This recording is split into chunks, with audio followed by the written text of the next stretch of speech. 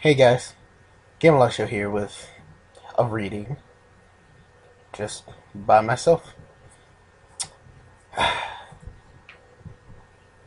So today I'm going to be reading to whoever is reading this, which is the first and only chapter of Last Moments of a Dying Filly. It's a fiction written by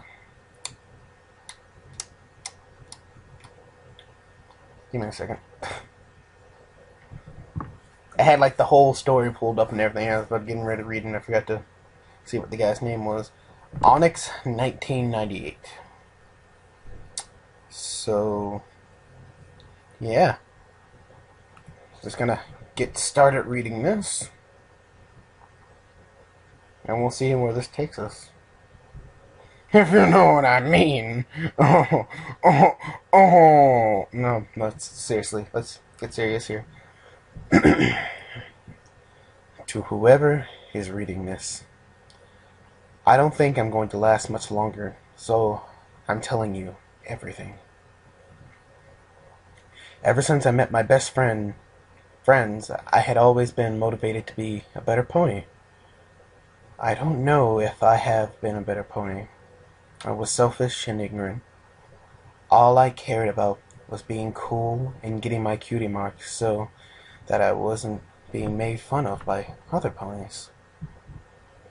But Sweetie Belle and Apple Bloom stood by me. They watched my flank and I watched theirs. They had always been good friends to me, but I was never a good friend to them. If I could, I would go back and change it all. I have been a better foal to my mummy, and I would never forced her to leave Dad. I feel like I should apologize to Rainbow Dash for being such a pain in the backside.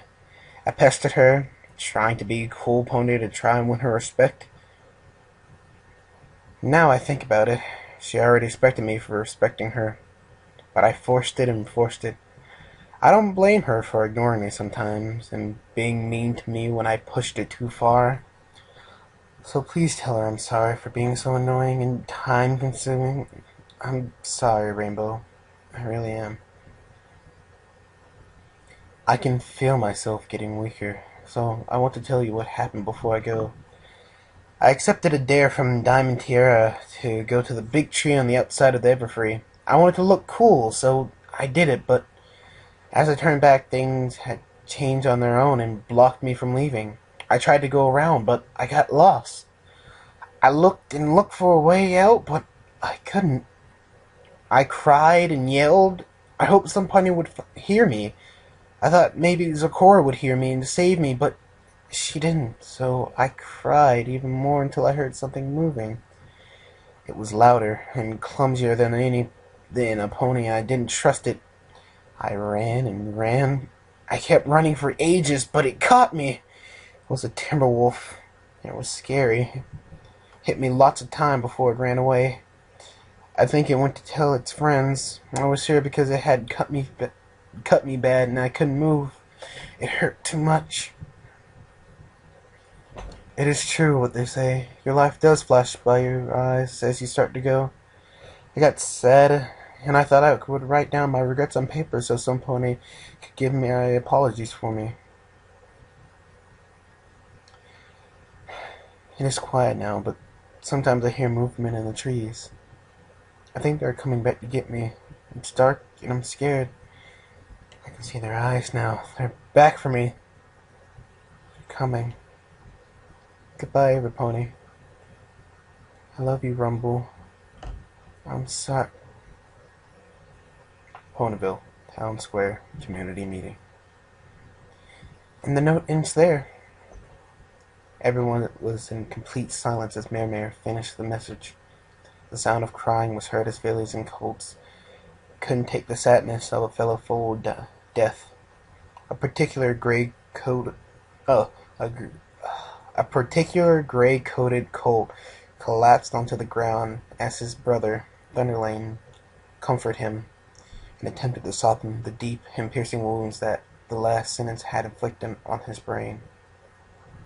I love you too, he managed to mumble under his sobbing and trembling breath. I love you too. No pony was ever the same again after that. Nobody talked about it. In fact, they barely spoke at all, especially not around Rumble. He spent most of the days afterwards alone, outside, not even bothering to look up from the dusty dirt ground that covered Ponyville's floor. He back to those special evenings that he and Scootaloo had spent together, lying down on this very hill, watching the sun set over the horizon. He loved the way her orange coat blended in perfectly with the warm glow the setting sun cast over Equestria. He loved her purple mane that contrasted her fur and contemplated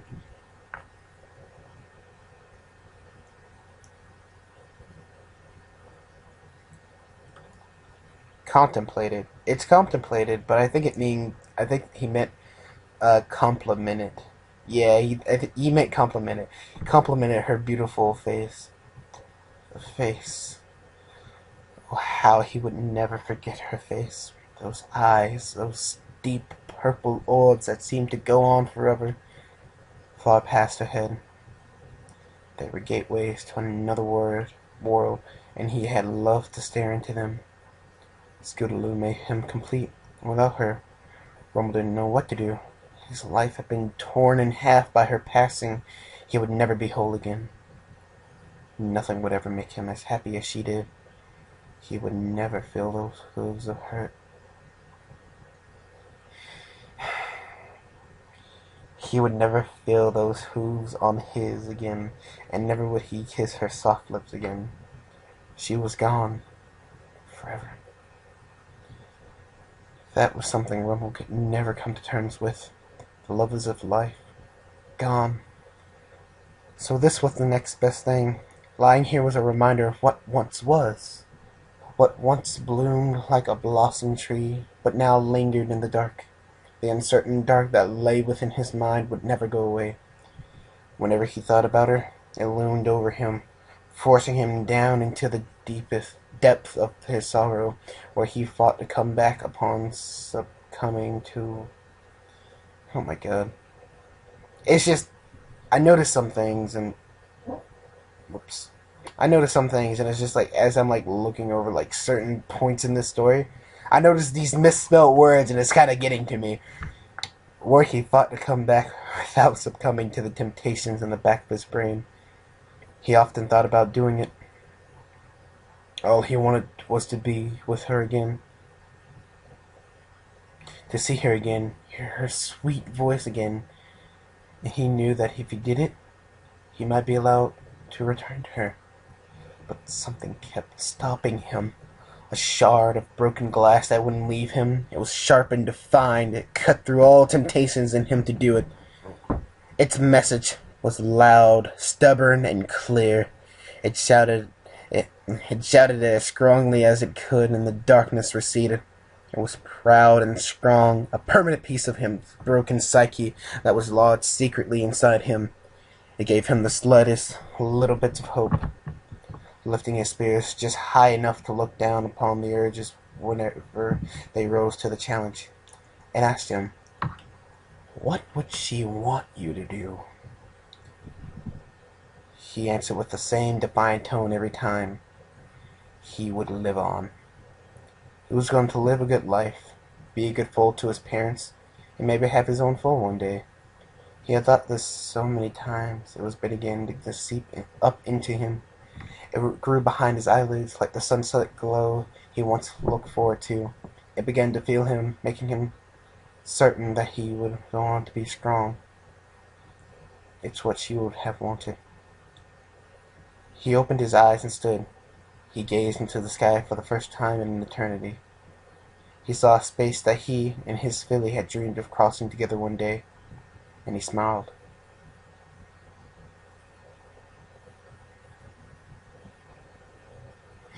And that's the end of that, guys.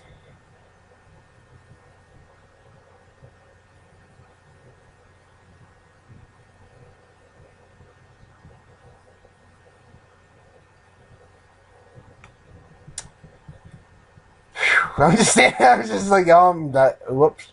I was saying where I'm on, but I'm just, I'm just kind of sitting here now, just like, oh, yeah, oh.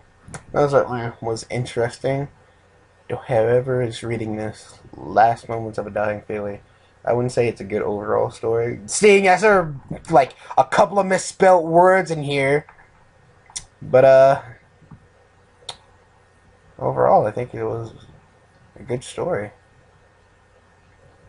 Yep. So, if you guys like this recording, please leave a like down below, share it with your friends, and I will see you guys in the next video. Hopefully. Join the Wolf Army. Stay alive.